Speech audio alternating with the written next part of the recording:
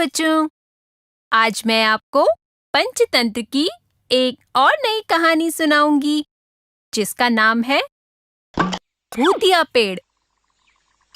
किसी जंगल में सभी जानवर मिलजुल कर रहते थे।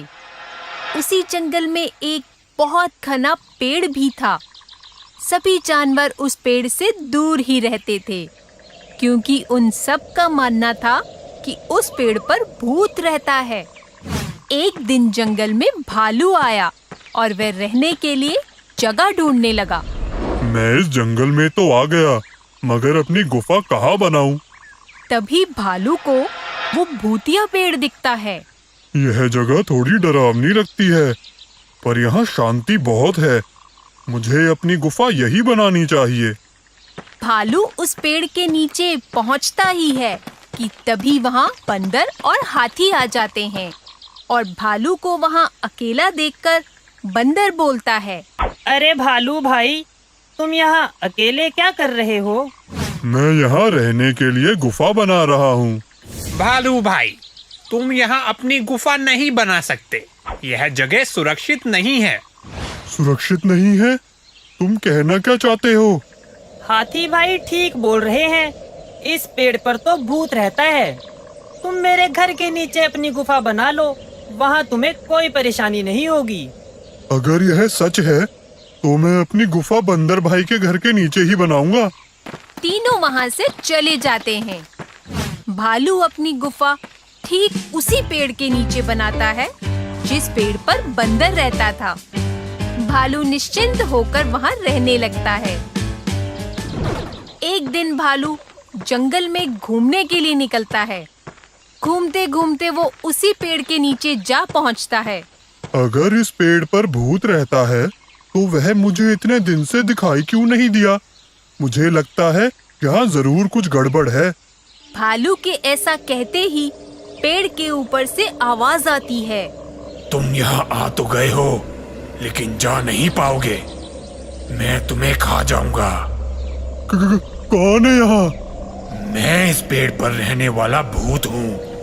भालू डर कर वहाँ से भाग जाता है। भूत भूत, भागो भागो। अपनी गुफा में पहुंचकर भालू बंदर को बुलाता है। अरे भाई, क्या हुआ? क्यों चिल्ला रहे हो? बंदर भाई, मैंने अभी भूत देखा, वही उस पेड़ के नीचे। क्या भूत?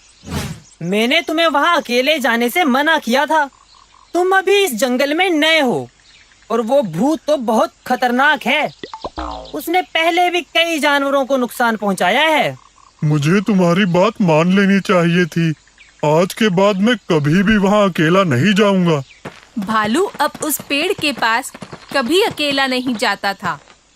एक दिन भालू को जंगल में एक गोरिल्ला दिखता है। लगता है ये गोरिल्ला जंगल में नया आया है, वरना आज से पहले तो मैंने इसे कभी नहीं देखा। भालू उसके पीछे चल पड़ता है।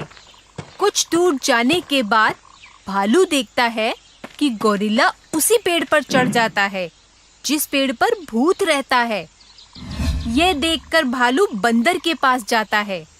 बंदर भाई, मैंने अभी अभी ये गोरिल्ले को भूत वाले पेड़ पर चढ़ते हुए देखा।